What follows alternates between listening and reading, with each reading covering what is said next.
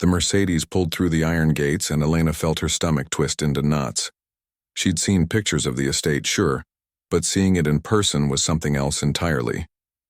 The main house looked like something out of a movie, with its stone walls and perfectly trimmed gardens stretching as far as she could see. Robert squeezed her hand. "They're going to love you," he said, though his smile didn't quite reach his eyes. Elena wanted to believe him. She really did. But the texts she'd accidentally seen on his phone last week told a different story. His daughter had written something about gold diggers, and his sons hadn't been much kinder. The car stopped in front of the main entrance. Elena smoothed down her dress for the 100th time. She'd agonized over what to wear, finally settling on something simple and elegant. Not too fancy, not too casual. She didn't want to give them any more ammunition than they already had. The front door opened before they could knock. A man in his early 30s stood there, tall and broad-shouldered, with Robert's same sharp jawline. This had to be Connor, the oldest. "Dad," he said, embracing Robert. Then his eyes slid to Elena, and something cold flickered across his face. "And you must be the new Mrs. Ashford." The way he said "new" made Elena's skin prickle, like she was a replacement part in a machine, easily swapped out. "Please, just call me Elena," she said, extending her hand. Connor shook it briefly, his grip just a touch too firm. "Come in. The others are waiting in the living room." The inside of the house was even more intimidating than the outside. Everything screamed old money and careful taste. Family portraits lined the hallway, and Elena couldn't help but notice the beautiful woman who appeared in most of them. Robert's first wife, the mother of his children. The woman Elena could never replace, nor did she want to. In the living room, two women sat on opposite ends of a cream-colored sofa. Both looked up when Elena entered, and neither one smiled. The younger one, maybe in her mid-20s, had her mother's delicate features and an expression that could freeze water. That had to be Lily, the youngest. The other woman, closer to 30, studied Elena like she was examining a painting at auction and finding it overpriced. Victoria, the middle child. "Everyone, this is Elena," Robert said, his voice carrying a note of forced cheerfulness. "Elena, these are my children, Connor, Victoria, and Lily." "It's wonderful to finally meet you all," Elena said. "Your father talks about you constantly." "I'm sure he does," Victoria said, taking a slow sip of her wine. "Though I imagine we talk about you quite a bit, too." The room went quiet. Robert's jaw tightened, but before he could say anything, Connor jumped in. "What Victoria means is that this has all been quite sudden for us. Dad and Mom were married for 35 years. It's only been 2 years since she passed." "I understand," Elena said softly. "I lost my mother 3 years ago. I know how grief can feel." "Do you?" Lily spoke for the first time, her voice sharp. "Because from where I'm sitting, you seem to be doing just fine." Elena felt heat rise to her cheeks, but she kept her voice steady. "I didn't mean to compare our situations. I only meant that I understand loss." "Where did you say you were from?" "Again?" Victoria asked, though Elena was certain Robert had already told them. "Spain?" "Barcelona, yes. I was working as a translator when I met your father." "A translator," Victoria repeated, as if the word itself was suspicious. "And before that?" "I took care of my mother. She was ill for several years." "So no college then?" Connor asked. The question hung in the air like a challenge. Elena could feel 3 pairs of eyes on her, waiting, judging. "Life took me in a different direction," she said simply.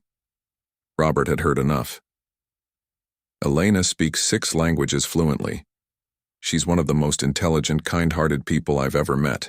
I won't have her interrogated in her own home." "Her home," Lily muttered, just loud enough to be heard. Dinner was a special kind of torture.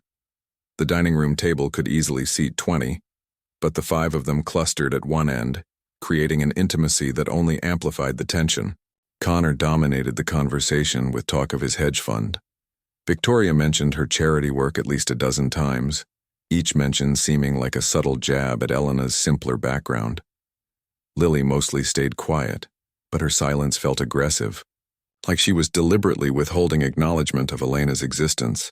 Elena tried to contribute here and there, but every time she spoke, she felt like she was being graded on a test she hadn't studied for. When she mentioned enjoying the gardens, Victoria informed her that their mother had designed them personally, with a famous landscape architect. When she complimented the wine, Connor explained it was from their mother's favorite vineyard in Napa. Everything came back to her: the woman in the portraits, the ghost at the table. After dinner, Robert excused himself to take an important call. Elena found herself alone with the three siblings in the sitting room. The moment their father left, the temperature in the room seemed to drop 10 degrees. "So how did you two really meet?" Victoria asked, setting down her coffee cup with a delicate clink. "At a charity event, like Robert told you. I was translating for some Spanish donors." "A charity event," Victoria said slowly. "How convenient. Must have been quite a step up from your usual circles." "I'm not sure what you mean." "Oh, I think you do," Lily chimed in. "Woman from humble background, no education, no career. Happens to meet a billionaire whose wife just died. It's almost like a screenplay." Elena's hands trembled slightly, but she kept them folded in her lap. "I love your father. That's all that matters to me." "Love?" Connor said, as if testing the word. "Or his bank account? Because let's be honest, you're what, 35? He's 62. That's quite an age gap." "Your father and I connected on many levels. Age is just a number." "Right," Lily said. "And I'm sure the fact that he's worth several $billion had nothing to do with that connection." Elena stood up. She'd had enough. "I understand this is difficult for you. I'm not trying to replace your mother. I'm not trying to take anything from you. I just want to build a life with the man I love. I'm sorry if you can't accept that." She walked out of the room with as much dignity as she could manage, her eyes burning with unshed tears. She found herself wandering through the house, lost, in both direction and thought, until she came upon a room she hadn't seen before. It was made almost entirely of glass, with views of the garden bathed in evening light. And in the center of the room sat the most beautiful piano Elena had ever seen. A Bösendorfer Grand, its dark wood gleaming. She approached it slowly, almost reverently. She ran her fingers along its smooth surface, not daring to open the lid. Robert had mentioned he was having a special piano delivered, but she hadn't imagined anything like this. "Do you even play?" Elena turned to find Victoria standing in the doorway, arms crossed. I used to," Elena said quietly. "Used to?" Victoria repeated with a small, cruel smile. "How quaint. Dad built this entire room for you, commissioned that piano custom. Cost more than most people make in a lifetime. Such a waste." She turned and walked away, leaving Elena alone with the magnificent instrument and the weight of all her unspoken truths. Elena sat on the piano bench and let the tears finally come. The house was quiet around her, and she felt more alone than she had in years. She touched the keys gently, not pressing hard enough to make a sound, just feeling their familiar texture under her fingertips. Outside the glass walls, the sun continued to set, painting the sky in shades of orange and purple. And Elena sat in the growing darkness, wondering if love was truly enough to survive in a house full of people who wanted her gone. Robert found her there an hour later, still sitting at the piano in the dark. "I'm sorry," he said softly, wrapping his arms around her from behind. "They'll come around, they just need time." Elena leaned back into his embrace, wanting desperately to believe him. But deep down, she wondered if time would heal these wounds, or only make them deeper. She didn't play that night. The piano remained silent, its keys untouched, its voice unheard. But that silence wouldn't last forever. 3 months had passed since that first terrible dinner, and if anything, things had gotten worse. Elena had tried everything. She'd sent thoughtful gifts on birthdays. She'd stayed quiet during family dinners. She'd even offered to help Victoria with her charity work. Every attempt was met with cold silence or thinly veiled insults. Robert kept saying they'd come around eventually. Elena wasn't so sure anymore. Tonight was the annual Foundation Gala, Robert's biggest event of the year. 200 guests were expected, including business partners, politicians, and celebrities. Elena had spent weeks helping to plan it, though. Victoria made sure everyone knew she was the real force behind the event. Elena stood in front of her bedroom mirror, adjusting her dress for the 10th time. It was elegant but understated. A deep navy blue that Robert had said brought out her eyes. She'd learned to dress carefully for these events, too fancy, and she looked like she was trying too hard. Too simple, and she looked like she didn't belong. She could never win. "You look beautiful," Robert said, coming up behind her and kissing her cheek. "Try to enjoy yourself tonight, okay? This is your home. These are your guests, too." Elena forced a smile. She wanted to tell him that it didn't feel like her home, that his children made sure she felt like a visitor every single day. But tonight was important to him, and she wouldn't ruin it with complaints. The estate had been transformed. Strings of lights hung between the trees and elegant tables dotted the lawn. A string quartet played near the pool, and waiters in crisp uniforms circulated with champagne. It really was beautiful. Elena tried to make herself useful, greeting guests at the entrance and directing them toward the bar. She'd met some of these people before at smaller gatherings. A few were kind to her. Most were polite in that careful way that told her they didn't know quite what to make of her. She was refilling champagne glasses at one of the tables when she heard Connor's voice behind her. "Oh, don't bother her with that. She's just the help."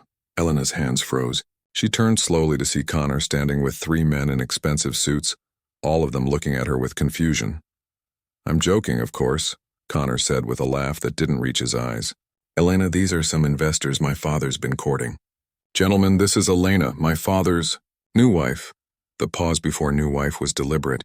The investors looked uncomfortable, offering awkward hellos before Connor steered them away, still talking. Elena heard fragments of their conversation drift back. "Quite young, isn't she?" "You know how it is with these situations." Elena's face burned. She set down the champagne bottle with shaking hands and walked quickly toward the house, needing a moment to compose herself. But there was no escape. In the hallway, she nearly collided with Victoria, who was holding court with a group of well-dressed women. "Elena," Victoria said, her voice dripping with false warmth. "Ladies, you remember my father's new wife. Elena comes from such a different world than we do. It's been quite an adjustment for all of us, as you can imagine." One of the women, trying to be kind, asked Elena what she did before meeting Robert. "I was a translator," Elena said quietly. "A translator," Victoria repeated, as if she'd said circus performer. "And before that, Elena took care of her mother. No college, no career really, but she does speak several languages, which is impressive for someone from her background." The women smiled politely, but Elena could see the judgment in their eyes. She excused herself and kept walking, her chest tight. The evening dragged on. Everywhere Elena turned, she felt eyes on her, whispers following her. She caught fragments of conversations that stopped abruptly when she approached. Dinner was served at 8. Elena found herself seated at a table with some of Robert's business associates and their wives. She tried to join the conversation, but every time she spoke, she felt like an imposter. These people talked about vacation homes in Aspen and charity galas in Monaco. What did she have to contribute?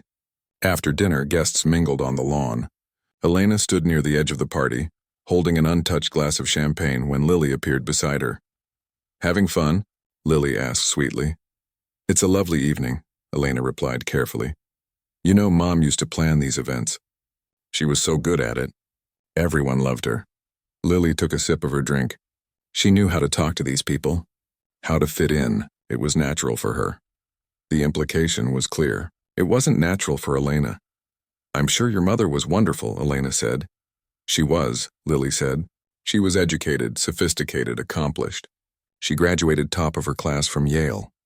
"Did Dad tell you that?" Before Elena could respond, Lily raised her voice slightly, drawing the attention of nearby guests. "I'd like to make a toast," she announced. People turned, glasses raised. "To my mother, Catherine Ashford, who made this foundation what it is today. Her grace, her intelligence, her genuine care for others set a standard that can never be matched. We miss her every day." Glasses clinked. People murmured agreement. Elena stood frozen, feeling every eye in the garden on her. The toast wasn't just about remembering Catherine. It was about reminding everyone that Elena could never measure up. Robert appeared at her side, his jaw tight with anger. "That was inappropriate," he muttered. "It's fine," Elena whispered, though it wasn't. The rest of the evening blurred together. Elena smiled when she was supposed to smile, nodded when she was supposed to nod. But inside she felt like she was drowning. Every compliment about the event went to Victoria. Every story about the foundation mentioned Catherine. Elena was a ghost at her own party, invisible except when someone needed a reminder that she didn't belong. Around 11, when most guests had gone and only close friends remained, Elena couldn't take it anymore. She slipped away from the group and found herself walking through the darkened house, her heels clicking on the marble floors. She ended up in the music room. The glass walls reflected the party lights outside, making the space feel like it existed between two worlds. The Bösendorfer piano sat silent and untouched, just as it had for 3 months. Elena sank onto the piano bench and finally let the tears come. She'd tried so hard. She'd been patient and kind and understanding. And for what? To be treated like a servant in her own home? To have her husband's children humiliate her in front of hundreds of people? She thought about her mother, about the years she'd spent caring for her as the Alzheimer's stole her away piece by piece. Those had been the hardest years of Elena's life, but at least she'd felt useful, needed, loved. Here, she felt none of those things. Elena placed her hands on the piano keys, not pressing them, just resting them there. The ivory was cool and smooth under her fingertips. How long had it been since she'd really played? Years.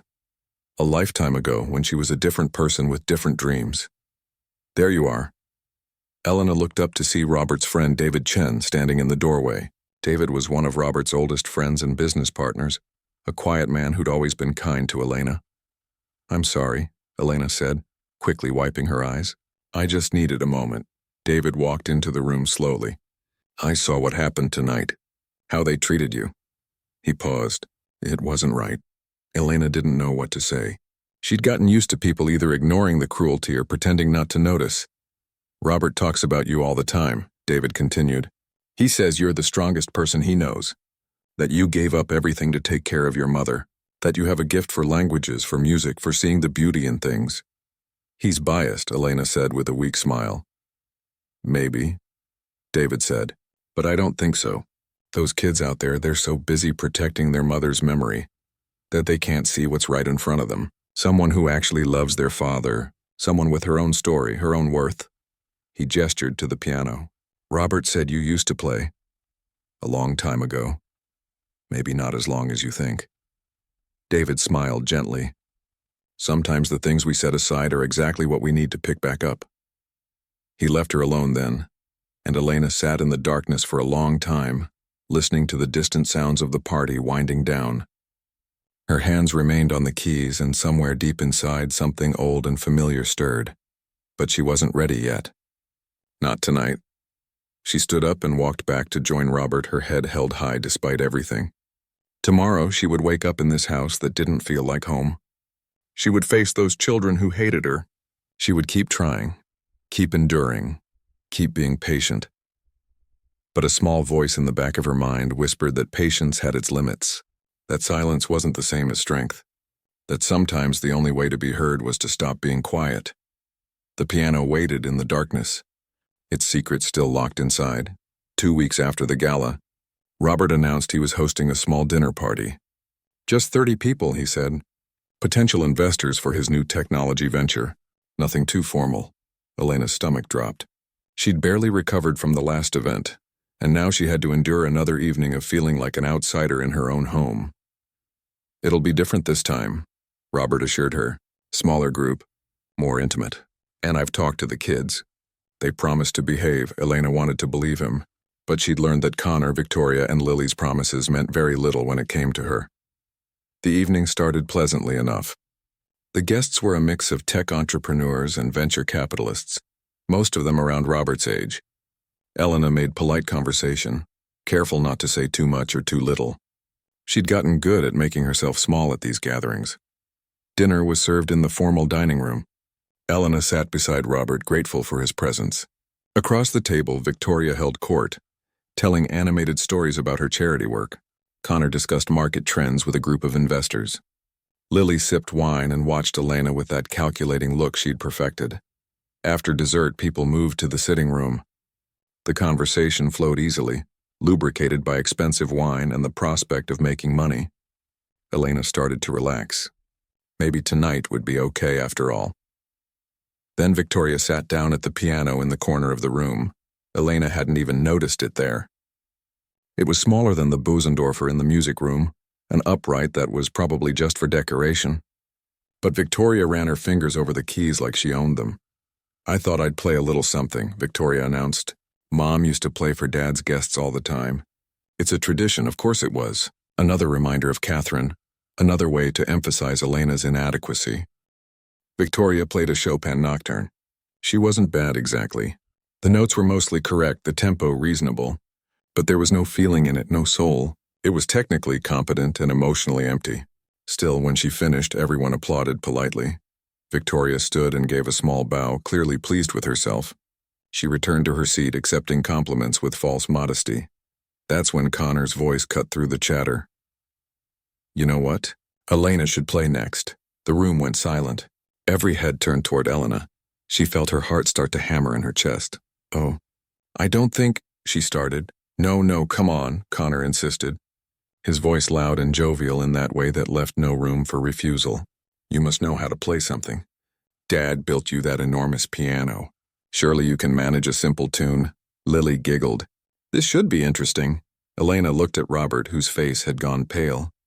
He started to stand, clearly ready to shut this down, but Elena put a gentle hand on his arm. Something had shifted inside her. She was tired. So tired of being small, of being quiet, of letting them make her feel worthless. She'd spent 3 months swallowing their insults, accepting their cruelty, trying to be patient and understanding. Maybe David was right. Maybe silence wasn't strength. Maybe it was just surrender.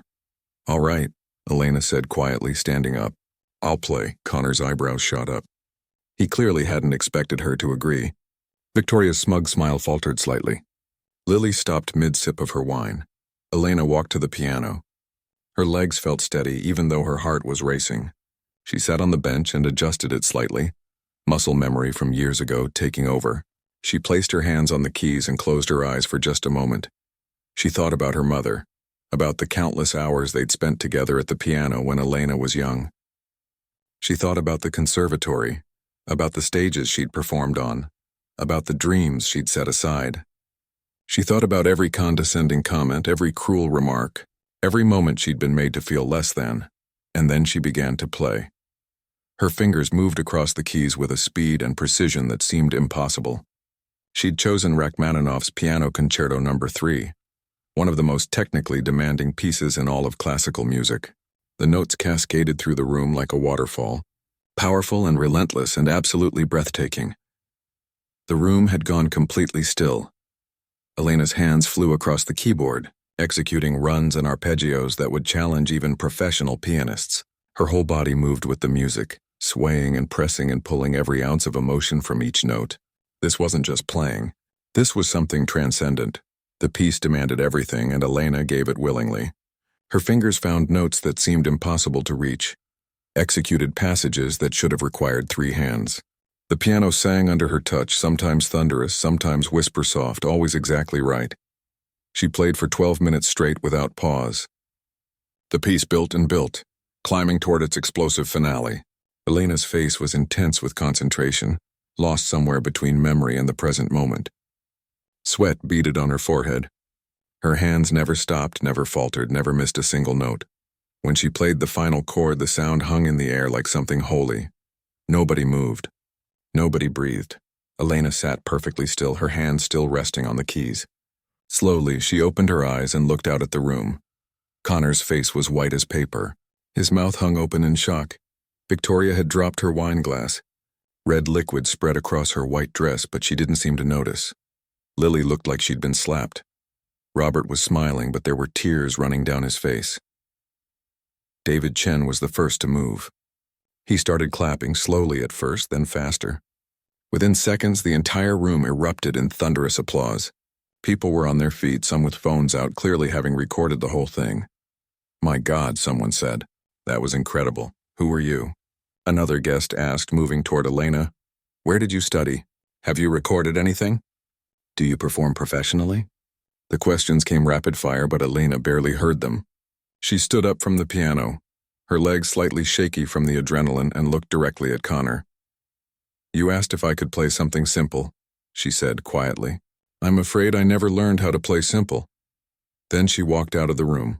The hallway felt cool and quiet after the chaos of the sitting room. Elena's hands were trembling now, the adrenaline wearing off. She'd just revealed something she'd kept hidden for 3 months. Something she'd kept hidden for years. She found herself back in the music room with the Bösendorfer. She sat in one of the chairs facing it, not ready to play again, just needing to be alone. But solitude didn't last long. Within minutes, she heard footsteps. Multiple footsteps. Connor appeared first in the doorway, followed by Victoria and Lily. They stood there, staring at her like they'd never seen her before. Who are you? Connor asked, his voice barely above a whisper. I'm exactly who I've always been, Elena said. You just never bothered to ask. Victoria's face was pale, her ruined dress forgotten. That piece you played. That's one of the hardest in the world. How did you... I trained for 15 years, Elena said simply. Moscow Conservatory, Juilliard. I performed with orchestras across Europe before I was 20. But you said you were a translator, Lily said. I am a translator. I became one after I stopped performing, after my mother got sick and needed me. Elena's voice was steady now, calm. I gave up my career to take care of her, and I'd do it again without hesitation. Connor sank into a chair, looking dazed. Dad knew? Of course he knew. He's known from the beginning. That piano he built for me? It's an exact replica of the one I played at Carnegie Hall 11 years ago. Elena stood up. Your father knows everything about me. My past, my sacrifices, what I gave up. He knows because he asked, because he cared enough to see me as a whole person, not just a gold digger or a threat to your mother's memory. Footsteps echoed down the hall, and David appeared, holding up his phone. Elena, you need to see this. I posted the video and it's already got 50,000 views. People are sharing it everywhere. Elena's eyes widened. What video? Your performance. It's going viral. People are asking who you are, where you've been. Someone just commented that they saw you perform in Barcelona 15 years ago. Another person is calling you the lost prodigy. David scrolled through his phone. The classical music world is losing their minds. Victoria was staring at her phone too, her face growing paler by the second. There are articles about you. Competition wins.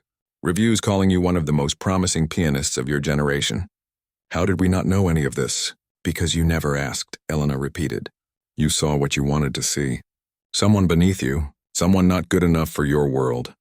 The 3 siblings looked at each other, and for the first time since Elena had met them, they seemed genuinely unsure of themselves. Outside the glass walls, the moon had risen over the gardens. Elena could see her reflection in the dark glass, and for the first time in months, she recognized the woman looking back at her.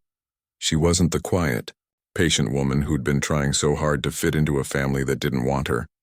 She was Elena Martinez, and she just reminded herself who she'd always been. Elena woke up the next morning to find her phone buzzing nonstop. Text messages, emails, social media notifications. She'd silenced it and gone back to sleep, exhausted from the emotional weight of the previous evening.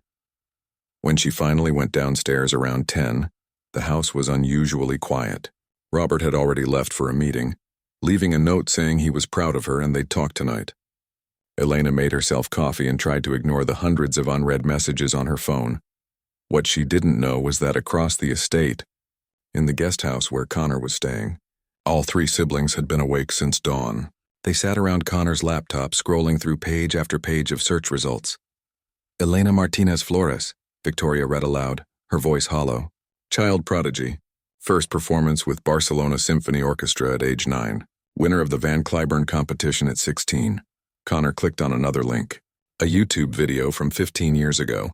Elena, barely 20 years old, performing at Royal Albert Hall in London. The video had millions of views.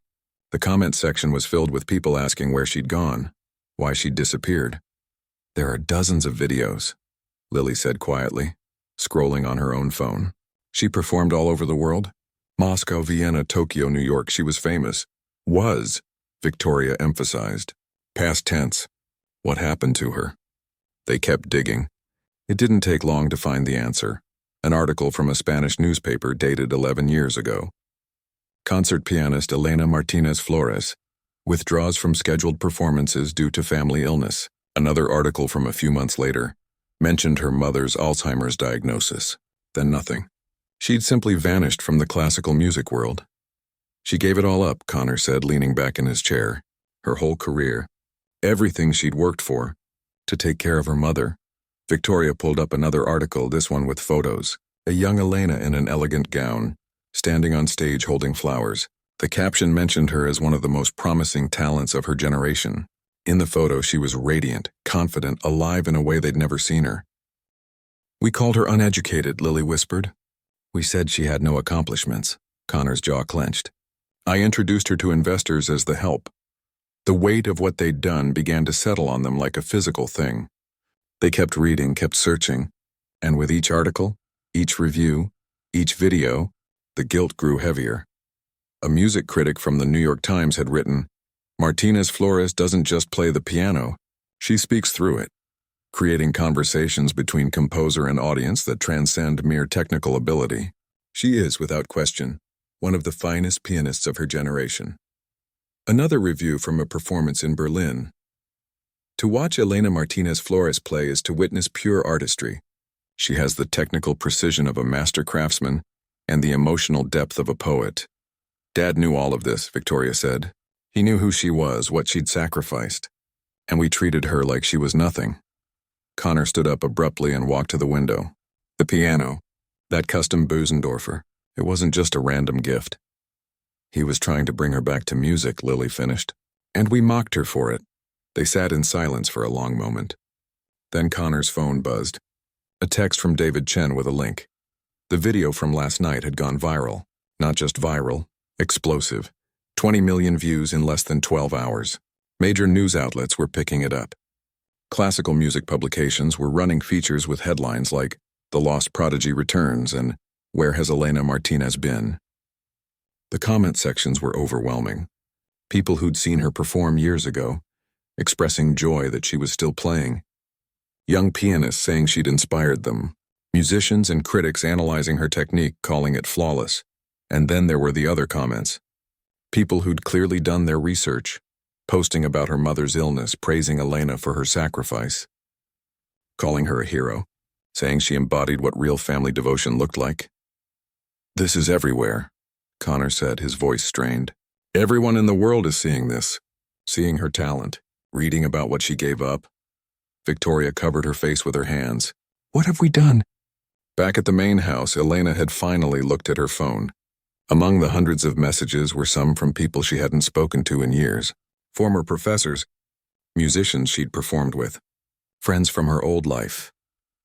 There was also a message from a major concert hall in Boston, asking if she'd consider a performance.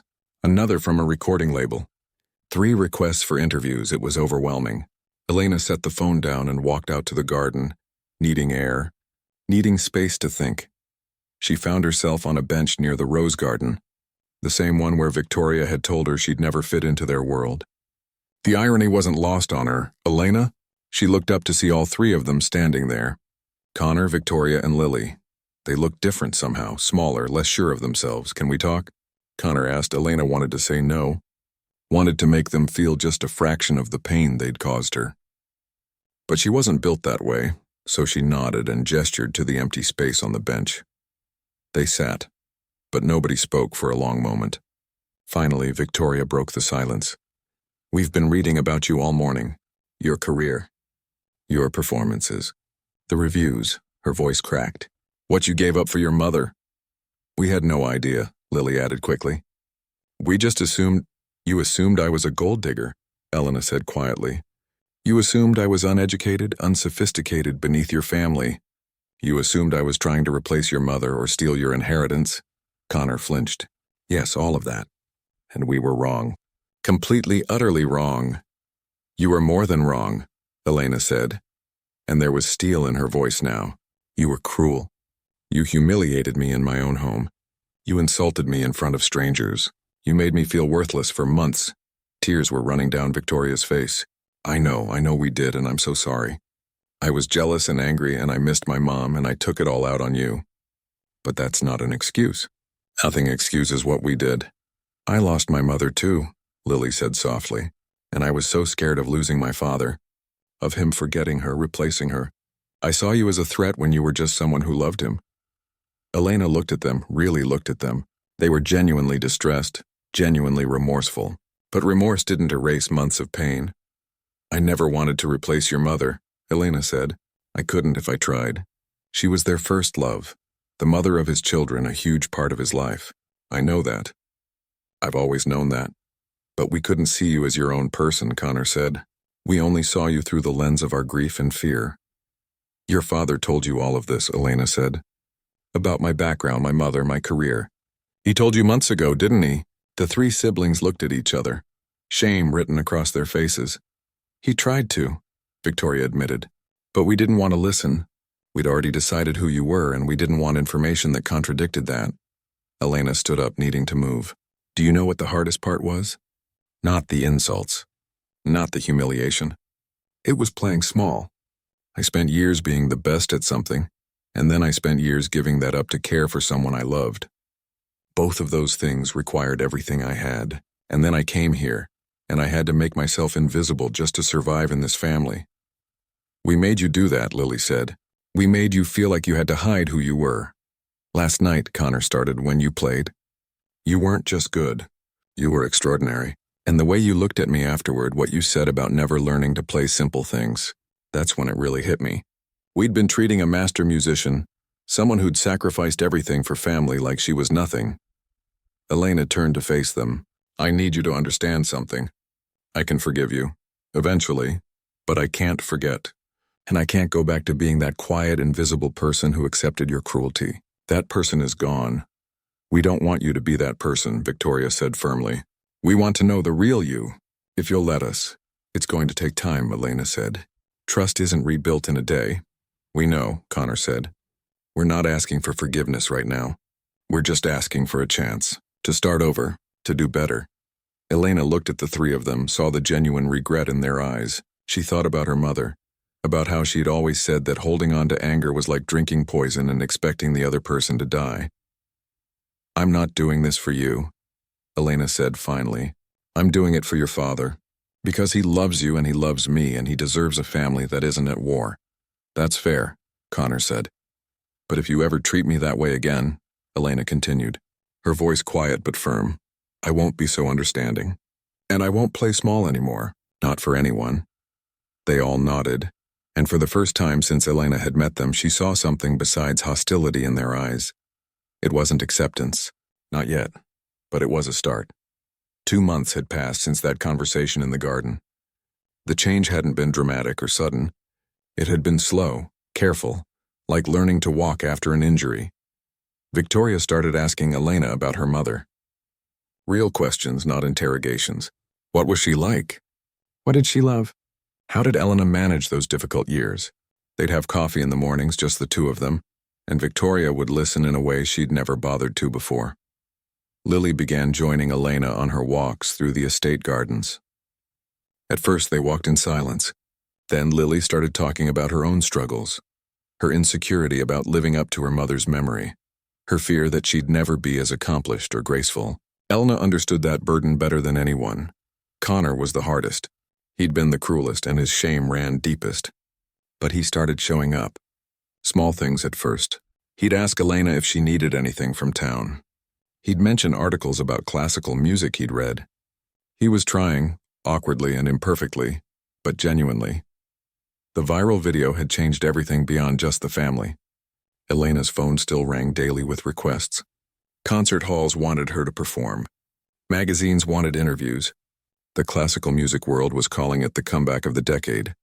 But Elena had turned everything down. She wasn't ready.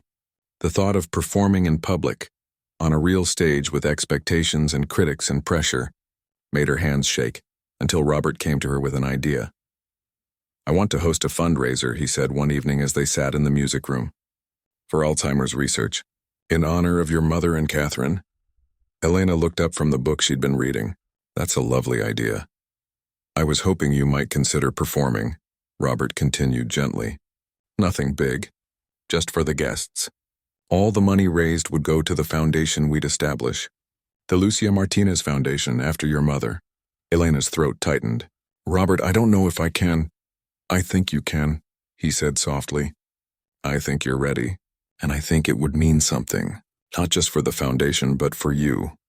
Elena sat with that for a long moment. Then quietly she nodded. The next 3 weeks were a blur of planning. But this time Victoria didn't take over. She worked with Elena, asking her opinion on everything from the menu to the decorations. Lily helped send invitations.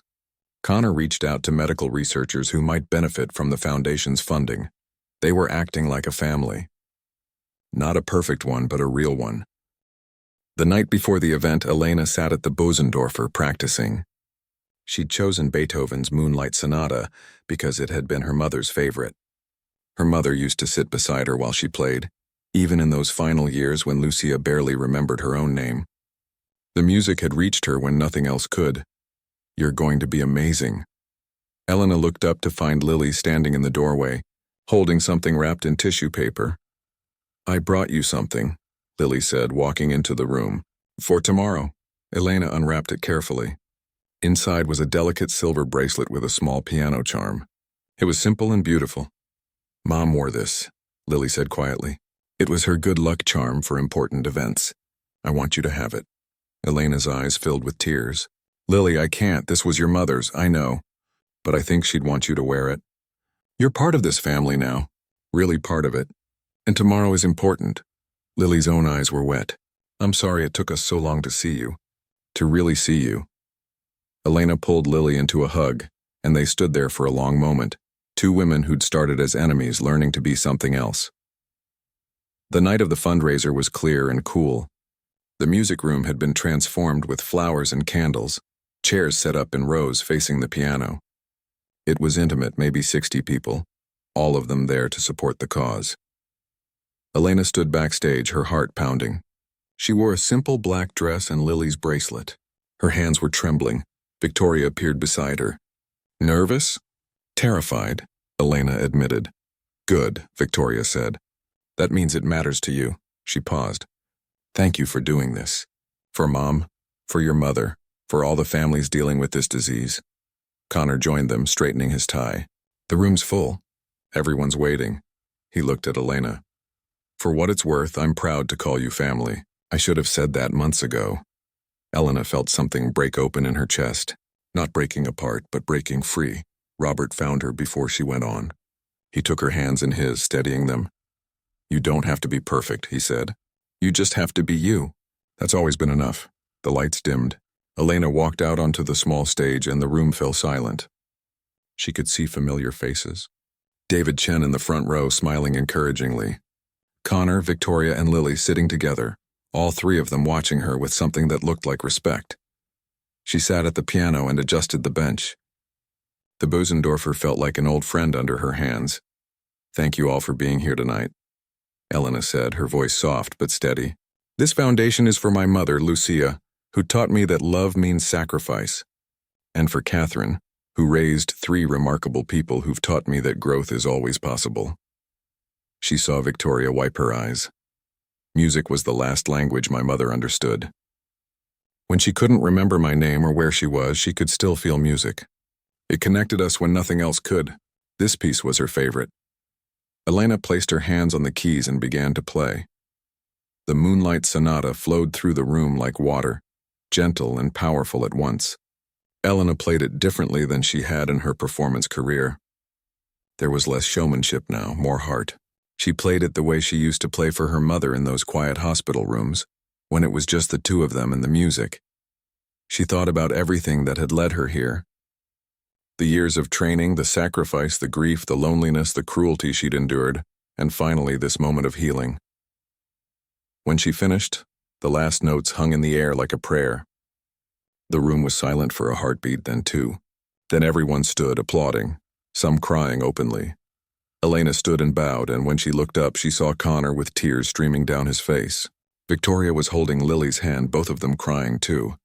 And Robert was beaming at her with such love that Elena felt her own tears start to fall. After the performance, people came up to thank her, to share their own stories of loved ones with Alzheimer's. Elena listened to each one, and with each story, she felt the foundation's purpose solidify. This mattered. Her mother's suffering could help others. Her music could make a difference. Later, when the guests had gone and the caterers were cleaning up, the family gathered in the music room. All 5 of them, sitting together in a comfortable silence. "The foundation raised over $2 million tonight," Robert said. "It's a good start." "Elena, some of the researchers want to meet with you," Connor added. "They have ideas for programs the foundation could support." "I'd like to help with that," Victoria said. "If you want me to." "I'd love that," Elena replied. Lily leaned against Elena's shoulder. "Will you play again?" "Not for an event, just for us." Elena smiled. "Anytime you want." She walked over to the piano and began to play something light, something joyful. Robert came to stand beside her, his hand on her shoulder. Connor, Victoria, and Lily gathered around, and for the first time since Elena had entered this family, there was no tension. No judgment. No cruelty, just music and love, and the beginning of something real. 6 months later, Elena gave her first public concert in over a decade at a major venue in New York. The performance sold out in minutes. Connor, Victoria, and Lily flew in to attend, sitting in the front row with Robert. When Elena walked onto that stage, she wore Lily's bracelet. And when she played for everyone who'd ever been dismissed or underestimated or made to feel less than they were. The video of that performance went viral too, reaching over 500 million views. But Elena didn't care about the numbers anymore. She cared about the foundation that now helped thousands of families. She cared about the family she'd built with Robert, complicated and imperfect but real. Most of all, she cared about the music. The language that had brought her home to herself. The Bösendorfer piano no longer sat silent in that glass room. It sang almost every day now, filling the house with proof that sometimes the quietest people have the most powerful voices. They just need the right moment to let the world hear them. And when they do, everything changes.